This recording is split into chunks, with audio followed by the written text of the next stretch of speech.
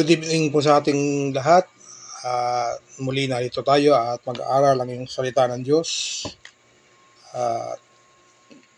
Nawa po ay nasa mabuti kayong kalagayan. Ngayong gabi, aaralin po natin yung patungkol pa rin po sa Christmas. Gusto kong, ang pamagat po ng ating aralin ay prove that Christmas is in the Bible and it is true. Papatunayan po natin na ang Kapaskuhan po ay nasa Biblia at ito ay totoo. Ang Christmas po ay ito po ay paghahayag ng Diyos sa kanyang sarili sa pamamagitan po ni Kristo Jesus. At dahil ang Christmas po ay sabi ko po sa inyo kanina, ito po ay paghahayag ng Diyos mismo sa kanyang pagka-Diyos sa sangkatauhan. Pag-aaralan din po natin tungkol dito. Ito po kasi, ang Christmas po ay Christology. Ibig sabihin ng Christology, yung pagka-Diyos ng Diyos ay naladlad po, naihayag sa pamamagitan ni Kristo Jesus. Kaya ho tayo may Christmas. Christmas is about God revealing Himself in the face of Christ. So, ang sabi po ng 1 John chapter 1 verse 1. Ito pong sabi, sumusulat kami sa inyo tungkol sa Kanya, kay Kristo Jesus pong tinutukoy, na sa simula pa ay siya na ang salita na nagbibigay buhay. Narinig namin siya at nakita, napagmasdan at nahipo ng aming mga kamay. So literal po na sabi ng mga disipulo, sabi po ni Juan, ay literal nilang nakasama ang Panginoong Jesus, nahipo ang mga kamay at nakasama nila, So sabi ko po sa inyo, Christmas is about God's revealing Himself in the face of Christ, Inihahayag, ang Christmas daw po ay paghahayag patungkol sa pagka-Diyos ng Diyos sa katauhan po ng ating Panginoong Jesucristo. Kung naalala po natin sa Exodus chapter 33 verse 18 hanggang 23, nagpray ho si Moses, nag-request siya. Gusto niyang makita yung mukha ng Diyos. Kung sinagot siya ng Diyos, sabi niya, hindi pwede. Makikita mo lang yung aking likod. Tapos, tinakpan pa nga ng bato, pagdaan ng Diyos dun sa bato, saka lamang niya makikita si Moses. Pero, name ni Moses ang Diyos, pero hindi yung mukha ng Diyos. Kasi ang bawat makakakita sa mukha ng Diyos ay tiyak na mamamatay. Kaya hindi yung ginawa ng Diyos kay Moses. Kahit na ang kahilingan ni Moses ay gusto niyang makita ang mukha ng Diyos, ay hindi siya pinahintulutan. Sapagkat tiyak siyang mamamatay, Yun po ang sasapitin ng Moses. Moses' request or prayer, sabi niya, ipakita ninyo sa akin ang inyong kalawalatian. Hinihiling po ng Moses yan, Sabi niya, God said to Moses, hindi mo makikita ang aking muka, sapagkat mamamatay ang sino mang makakita niyan. Matatagpuan po natin yan sa Exodus 33 po, verse 18 hanggang sumusunod ng mga talata. Yung prayer ni Moses ay tinupad naman po ng Diyos. Tinugon siya, Maliban dun sa makikita mo yung aking likod. Pero tinupad pa rin ng Diyos yung kahilingan ni Moses na makita ang kanyang mukha ng harapan. Literal, So, yun po naman ay sa pamamagitan ng Panginoong Hesukristo.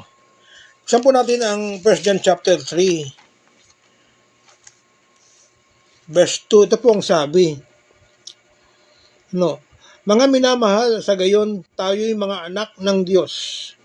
Ngunit hindi pa nahahayag ang magiging kalagayan natin. Gayunman, alam natin sa pagpalitong muli ni Kristo, tayo'y matutulad sa Kanya, sapagkat makikita natin siya ng likas na kalalagayan. So dito po ay tinupad, no? Kaya sabi ng Biblia, sabi ni Kristo mismo, sino mang nakakita sa akin ay nakakita sa Ama. So, ang tinutukoy po ni Jesus Christ ay yung kanyang mga disipulo at yung mga tao sa kanilang kapanahunan, no? Kaya sabi ni Kristo, no, sino mang nakakita sa akin ay nakakita din naman sa Ama. So, lantaran na yun. Ibig sabihin, ang Diyos, ang God the Father, si Jesus ay co-equal. Pareho silang Diyos, no? Okay.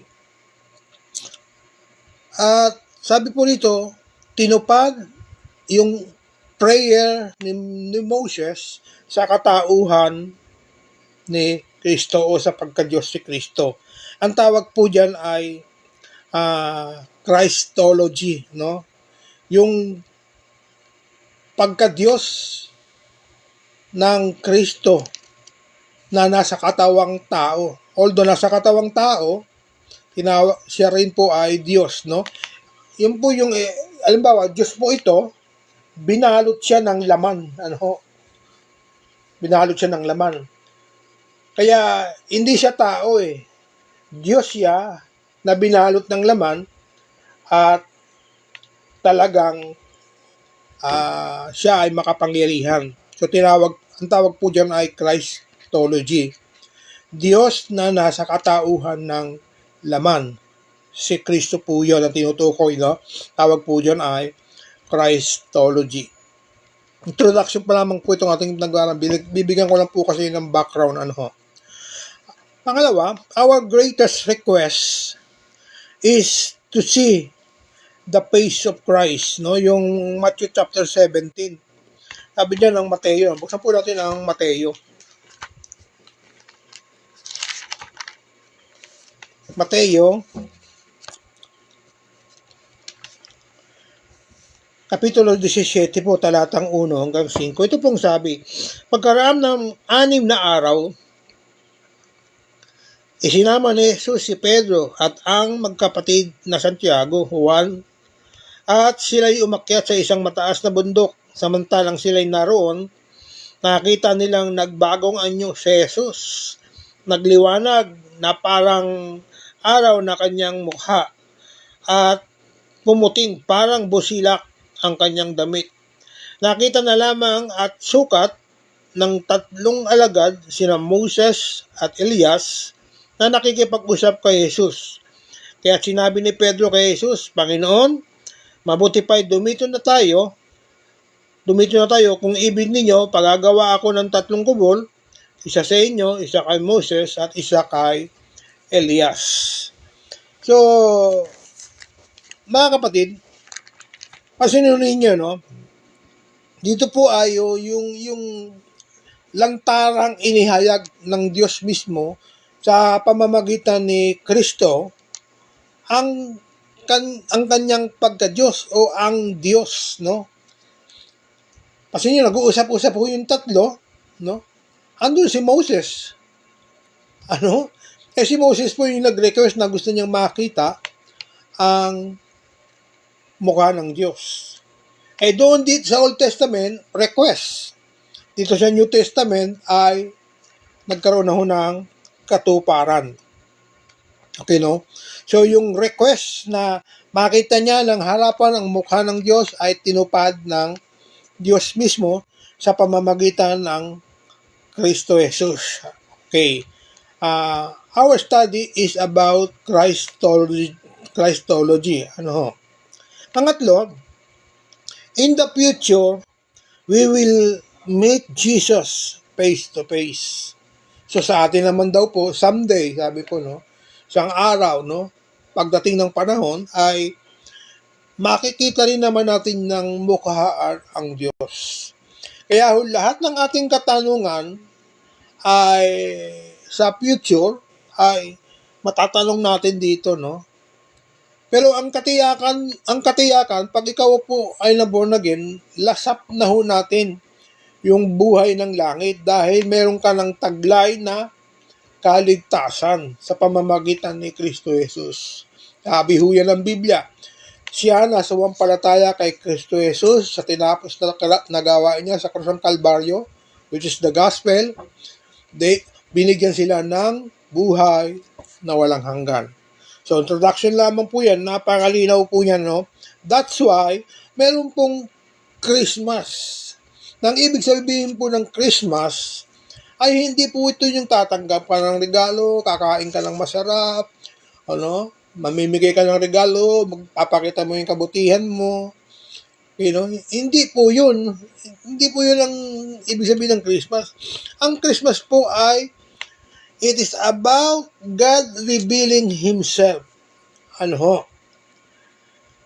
Ito raw po ay pagpapahayag ng pagka-Diyos ng Diyos ng kanyang sarili sa mundo. Kaya nga, ang buong Biblia po ay paghahayag diyan ng pagka-Diyos ng Diyos. Ano? From Genesis to Revelation, makikita ho natin sa bawat aklat, sa bawat books, ay naroon si Kristo. Kaya nga, pag inaral ho natin, pag binasa ho natin ng Biblia, it's all about Christ. No? Yan po ang ibig sabihin ng Christmas. Kaya nga, Christ, mas, si Kristo at mas, message yan, mensahe yan. Jesus Christ is a messenger. No, binigyan tayo ng mabuting balita. Okay. Alam niyo po, marami ko na pong beses talaga nabasa ang Biblia. No? Pag binabasa ko ang Biblia, tinatanaw ko na saan si Kristo sa bawat aklat. Kasi siya po ay nagpapakilala na siya ay Diyos. Yung dapat pag binasa ko natin ang Biblia, tinitingnan po natin yung Christology ni Kristo. Dahil dito, maintindihan mo ang mensahe. I never say na kung nabasa ko na ang Biblia ay napakagaling ko na. No, hanggang ngayon po ay nag-aaral pa rin po ako ng banal na kasulatan. Ang kahalagahan lang, kagandahan lang kapag nabasa mo ang Biblia, system